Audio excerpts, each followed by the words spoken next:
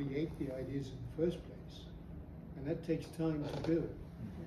You know, it's a culture that you have to create of research.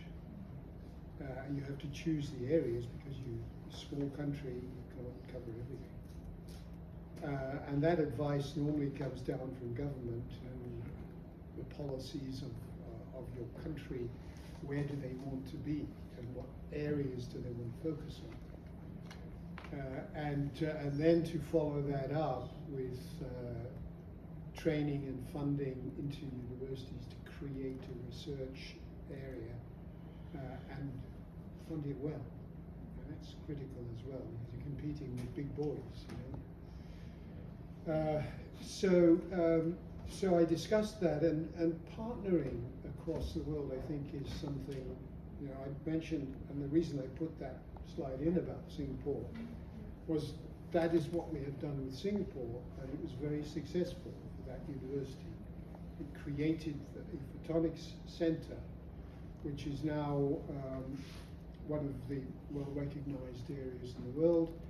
And we also created what's called the Lux Consortium in Singapore, which is a consortium of associated companies with the university. So when we started the whole thing, we put in place the relationship with the Singaporean companies that were working in photonics.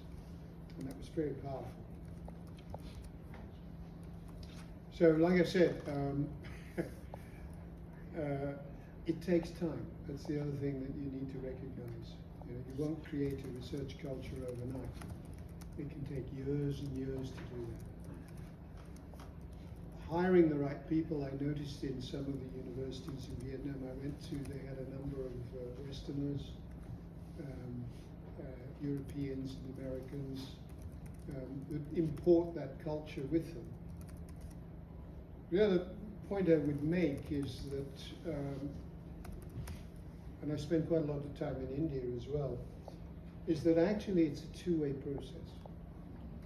And I personally have hugely benefited from working with less advanced countries because they do things differently. And I learn from that. You know, sometimes we overspend on things.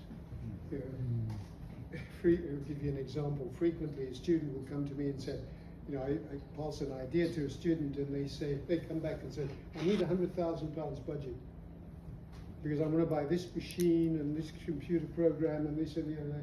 And I say, why don't you try it with a Bunsen burner first? You know, to de-risk it before you buy all the fancy equipment for something that's not going to work.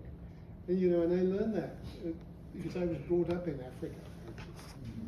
But how you do things with limited resources, how you take shortcuts to get you where you want to before you put the major investment in, is a very important lesson that we in the West, I think,